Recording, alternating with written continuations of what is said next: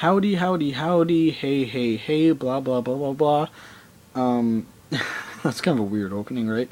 In this vlog, I'm talking more about the whole It Begins promos, and this weekend we're all left, mainly me and everyone else who's really that interested in it, more and more confused. In this one, the little boy's standing in a corner, and the little girl says, I can't help you out anymore, do you understand? And stuff like that. Now, I got confused, and I watched it over and over, and I'm like, this stupid, doesn't make any sense. But then I started to think about it. I think the little boy is a representation of the fans, and the girl is a representation of Chris Jericho. Think about it. In one of the earlier ones, the kid basically says that, when is my arrival? It depends on her, and he said something like, I cannot go on without her. I can't remember exactly, but saying all the stuff, and then, the girl comes in and basically saves the kid, but then she says, I can't save you anymore. Do you understand? To me, that's like a reincarnation in a way, and a variation of what Jericho did in his second run with WWE, because the fans wanted Chris Jericho to come in and feud with Randy Orton at first to basically save the fans from Randy Orton. And Jericho came in, and then after a little bit of a face thing going on, then he turned heel, and he basically said to save himself, and to spare the fans, to hell with the fans and everything. And so, I don't know, to me, I think there's a very minor correlation, and you got to look at, when you look at these videos and try to understand what I say, it's going to take a while, and maybe that's what WWE wants to accomplish, and if they did, congratulations, because I'm watching these It Begins promos over and over, and it's like every single one, it's starting to click more and more to me that's Jericho. You just have to pay attention to the words and substitute a lot of what they say with what Jericho would say, or how the fans would even treat Jericho when he returned for his second coming. So, I don't know.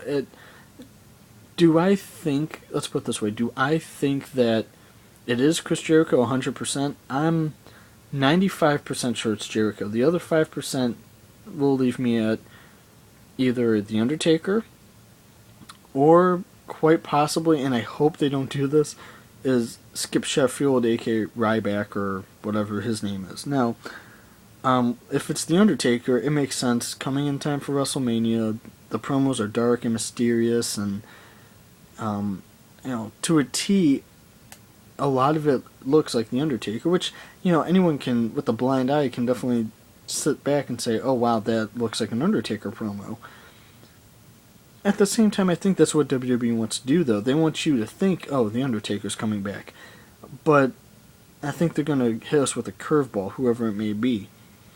And I said Skip Sheffield, and the reason is because WWE has been trying to get him on TV somehow, and they want to repackage him with his Ryback gimmick from FCW. From what I've heard, I don't know anything about it. If I'm wrong, let me know.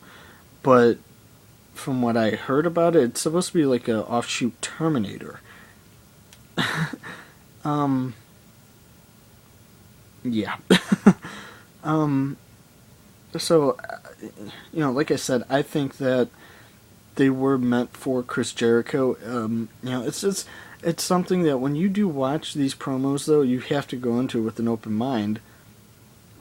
And if you were to say, okay, who could this possibly be returning? And, you want to get any thought of Jericho, any thought of Undertaker or Ryback or anyone who you might think it is, get that out of your head when you watch these videos, because then it will make sense. Oh my god, this could be Chris Jericho. I mean, so just my little opinion. But, I was going to do this is going to be almost like a two-in-one. I was going to do a whole video with either a year in review video or a vlog awards show kind of thing, but I don't think I am this year. I want to, I really, really do, but at the same time, it's like, I don't want to sit down and think about it. That's just too much effort for something I shoot with my iPod. But, I will say this much. Wrestler of the Year, if I had to say, would a lot of people would give it to CM Punk, and you know what, you know, without doubt, totally agree. I'm just thinking to myself, who do you give the Wrestler of the Year award to, or Superstar of the Year?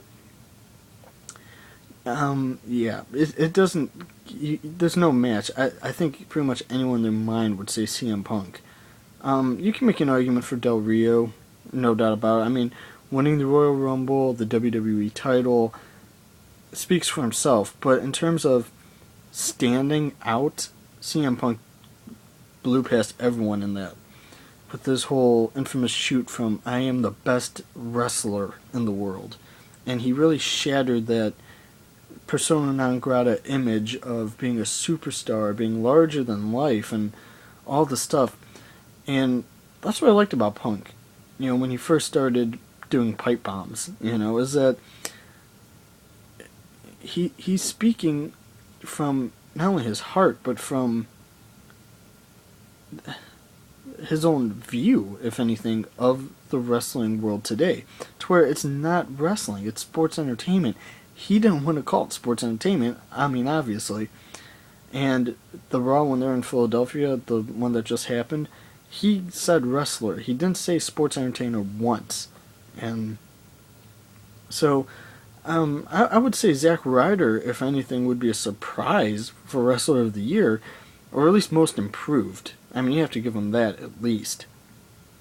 As for Diva of the Year, it's divas. I don't think anyone really cares, but I'm gonna say Beth Phoenix. I mean, it's too hard to tell. But there you go. You got your Wrestler of the Year, Diva of the Year, and my possible picks on It Begins. So I will see you guys next time.